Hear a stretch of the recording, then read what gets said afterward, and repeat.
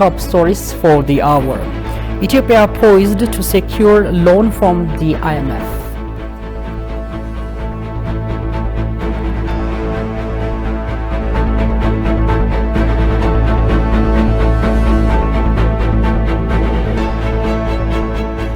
Hello and good morning, ladies and gentlemen. You're watching Addis News Hour with Zanusam Biniam Getane. Now the full story. Do stay tuned. President Sahle-Work Zewde received the President of the World Anti-Doping Agency, Witold Bonka, and his delegation. The two officials have exchanged views on how Ethiopia and the World Anti-Doping Agency can work closely in anti-doping control and investigation, and how the organization can provide technical support. President Sahle-Work Zewde reiterated that Ethiopia has a long history in athletics, and he is reputed in the world of long-distance running since athlete Abebe Bikila won the World Marathon in Rome. Finally, the President thanked the organization for its technical supports in the area of anti-doping control.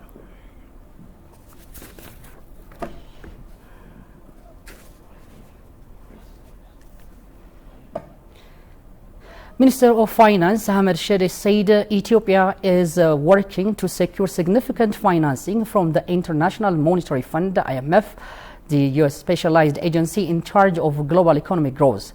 Talking to ETV, the minister announced that an IMF team is already in Ethiopia in the midst of the technical discussion with Ethiopian authorities to finalize finance support program. Demis Makrao has sat down with them and compiled the following story. Take a look. Earlier this week, an IMF team has arrived at Addis Ababa to hold a technical discussion with Ethiopian authorities and thereby to prepare a support program. In an exclusive interview with ETV English, Finance Minister Ahmed Shide said on Wednesday the current discussion will enable Ethiopia to access significant financing from the IMF as part of support to the country's homegrown economic reform plan and to address current macroeconomic challenges. Ethiopian authorities have started a technical discussion with IMF team in preparation for a program, and as you know, real sector discussion will be done in terms of growth potential, real sector growth on agriculture, on industry, on services. All real sector activities will be evaluated and discussed. Monetary sector will be discussed in terms of the saving in the banking sector, credit to the private sector, credit to the economy will be discussed. In terms of public finance, the whole revenue issues will be discussed. Government spending and deficit financing and how the deficit financing is going to be done will be discussed, and also balance of payment will be discussed in terms of export, import, all the different inflows and outflows in terms of balance of payment will be discussed, and baseline scenario and projection will be made based on that, and then that will also evolve toward this policy discussions, which is in preparation for a program design.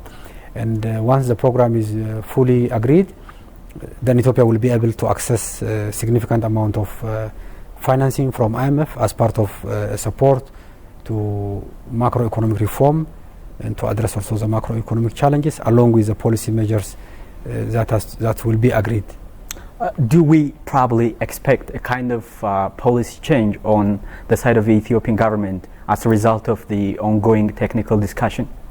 Any policy discussion will be based on our own policy objectives of homegrown economic reform number 2, and that program is being designed currently and almost being finalized, and once it is endorsed by the government, all those policy reform objectives within our own homegrown economic reform will be the basis of a discussion with all development partners for potential implementation of the reform. So this is our reform, this is our policies, and all the partner discussion will be done based on that, and the detail will be disclosed in the future. Noting Ethiopia is currently working to rehabilitate conflict-affected areas, the finance minister announced that a resilience, recovery and reconstruction program will be launched at a national level. Overall assessment has been completed, And given the preliminary estimation based on the assumptions we have, we need around $20 billion recovery and reconstruction financing need for the coming 5 years. This is a 5-year need to recover, and there will be a big conference which is going to be chaired by the Prime Minister to disclose this in the presence of all the regional government as well as also development partners. So we are going to have a discussion on that one. We will partly finance from our resources, but we need to mobilize huge resources from the public, from diaspora, as well as from our development partners. And in terms of the assessment and designs of the program, particularly World Bank has been supporting us in terms of technically leading this assessment and program design, together with the Ministry of Finance and other sector ministries. The reconstruction and recovery plan will be implemented in Tigray, Afar, Amhara, part of Oromia, part of Benishangul and Konso zone of the South region. Moving on, a legal expert says Egypt's latest statement on the Grand Ethiopian Renaissance Dam is unwarranted and unhelpful as far as the stalemate between the two nations is concerned. He called on the Ethiopian government to stick to the principle of African solution to African problems and try to strike a workable deal on Africa's biggest dam, only within the framework of continental body. Koshimalasu has more on this. In recent statements through its foreign minister, Egypt threatened serious actions will be taken if its Nile watershed was endangered. Egypt has resumed its diplomatic rhetoric concerning the GERD by directly threatening Ethiopia, a riparian and major contributor to the Nile River. Reacting on the matter, legal expert Priyot Samuel told ETV that Egypt's latest statement on GERD is unwarranted threat and unhelpful. We are not arresting the water. We are not holding the whole water. What we are doing is just we are basically putting the water in reservoir, and that the water is is gonna run and go through the turbine and is heading towards Egypt.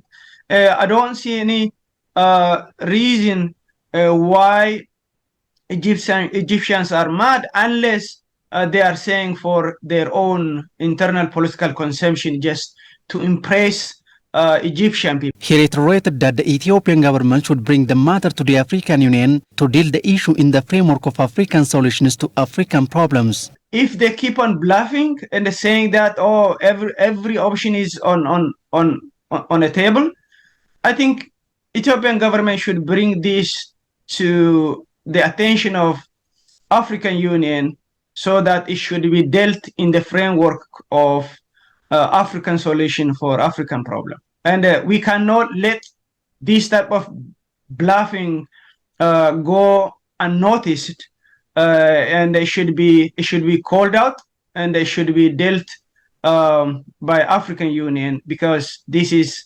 not acceptable. Otherwise, honestly speaking, I'm not that much concerned about every option on the table. The legal expert made it clear that Ethiopia has no intention to harm the low riparian countries rather than using the water for hydropower purpose. We don't have any intention to harm Egypt. Nothing. What we are doing is just we are basically putting the water in reservoir, and that the water is gonna run and go through the turbine and is heading towards Egypt. Unless Egypt is provocative in bluffing, it has enough water. Ethiopia has not harmed other downstream countries so far, the legal expert noted.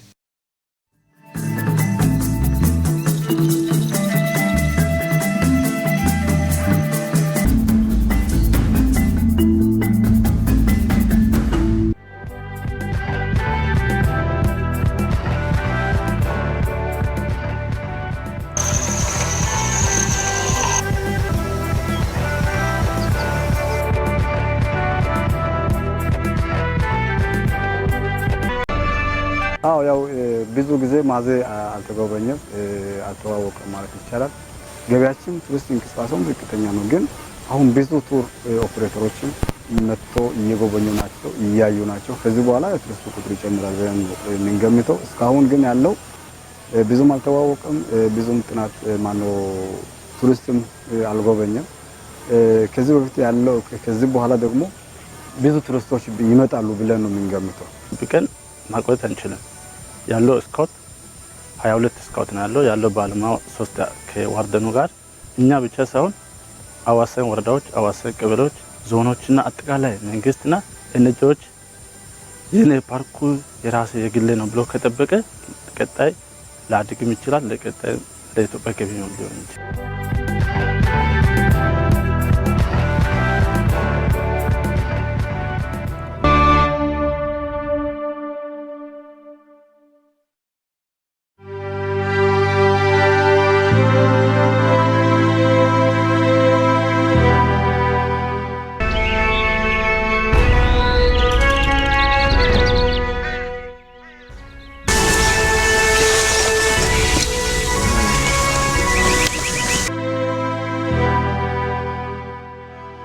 ፍሎሃ እንግዲህ በማዘ ብሔራዊ ፓርክ ከሚገኙ መስህቦች አንዱ ተፈጥሮ መስህብ ነው። የሚገኝበት ያው ማዘ ብሔራዊ ፓርክ አካል ሆኖ በካምባ ወረዳ በኩል በአሰራ በላይ በኩል ነው ያለው። ያው ፍሎሃው የተፈጥሮ ነው። እዛ ጋር ያያችሁት ገንዳ የመጀመሪያው ትልቁ ነው። በተፈጥሮ እንደ ገንዳ ተደርጎ ተፈጥሮ ያበጀው ነገር ነው።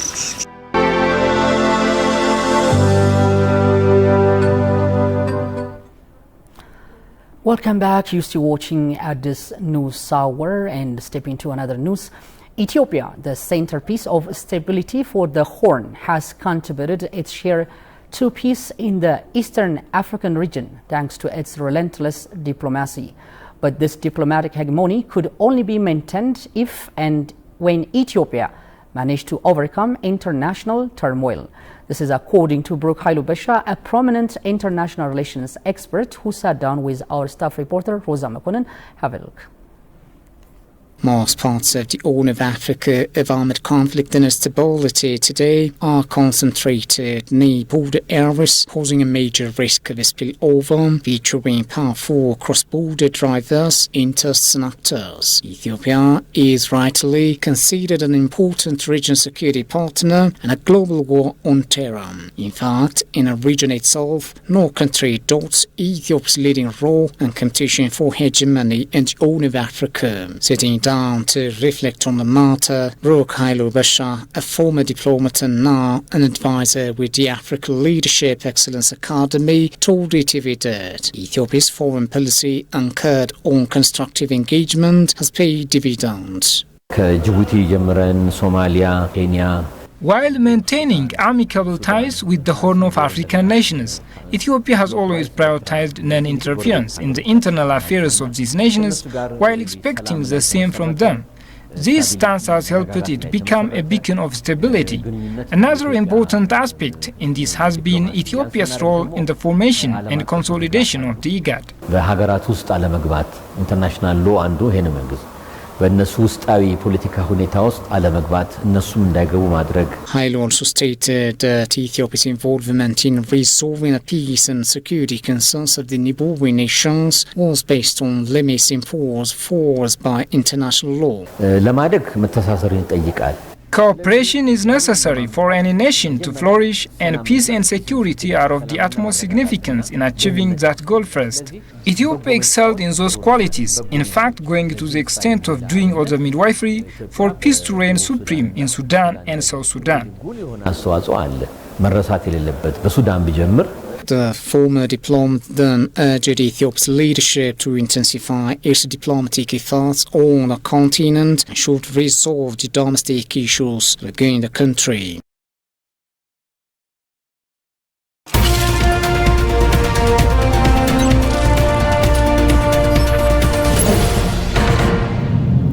In our final business segment, Ethiopia expressed its ambition to connect Africa and Europe through energy connectivity. The country is idealist for multi-source power generation. State Minister for Water and Energy Sultan Weli disclosed this on a high-level public-private dialogue on private sector investments in electricity and infrastructure development in Africa, held the United Nations Economic Commission for Africa.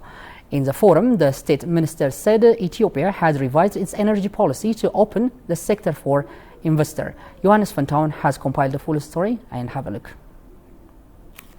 According to the World Bank, many countries have adapted their energy policies and laws to encourage investment in renewable energy sources. They are also looking to different financing, legal and commercial frameworks, including public-private partnership to leverage private capital and expertise to support the development of renewable energy projects. State Minister of Water and Energy Sultan Wali said Ethiopia has made policy reforms to meet the energy demand in the country and the region through public-private cooperation, as the country has favorable conditions for renewable energy production.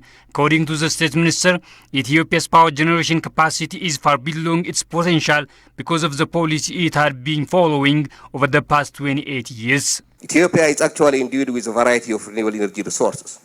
Mainly to mention about the hydropower potential, we do have about 45 gigawatt of untouched potential almost. With regard to geothermal potential, we have 10 gigawatt along the whole Rift Valley of Ethiopia down to the near Kenya. And when it comes to the wind potential, we do have, even though wind potential varies from time to time, we do have on average from 100 to 130 gigawatts.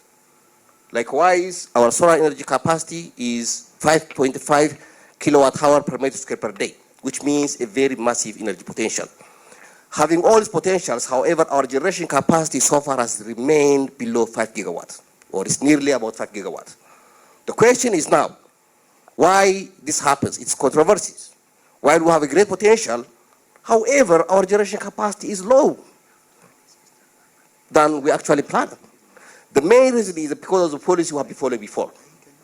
For over the last 28 years, my country has been following the energy policy, which was totally wrong, which doesn't allow private sector to come and invest in Ethiopia. Therefore, our generation capacity remained far below the capacity we have. The role of favorable policy and regulatory frameworks in crowding private investment is widely recognized. In the African context, however, policy and regulatory frameworks are still perceived by investors as a major barriers and a deterrent to entering African markets. We, as investors, are looking for a clear, transparent, and stable regulatory framework. And there is not a real willingness from the political standpoint to open the market to competition. It's very rare that someone will go to this country. So being open means really attracting, because if there is openness, there is the possibility for everyone. Following, I can attract, and in order to attract, I have to have these simply stable and transparency rules. Regarding attracting the private sector to invest in Ethiopia, in the energy sector, Ethiopia has revised its energy policy according to the State Minister. We revised our energy policy that allows the private sector to come and invest in Ethiopia. Even we do have a potential to generate hydropower, green hydrogen, green ammonia as well.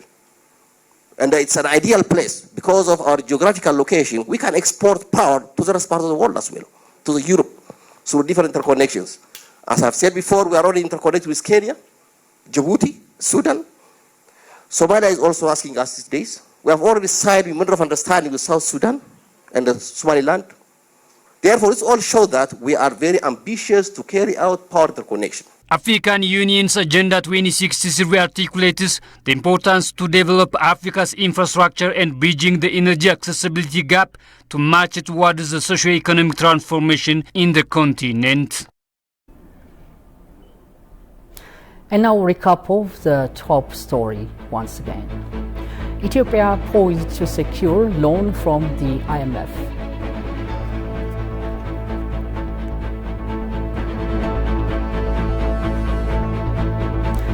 Once again, you've been watching Addis News Hour with the Nusam Biniam. Thank you for joining us. Have a lovely time. Goodbye from now.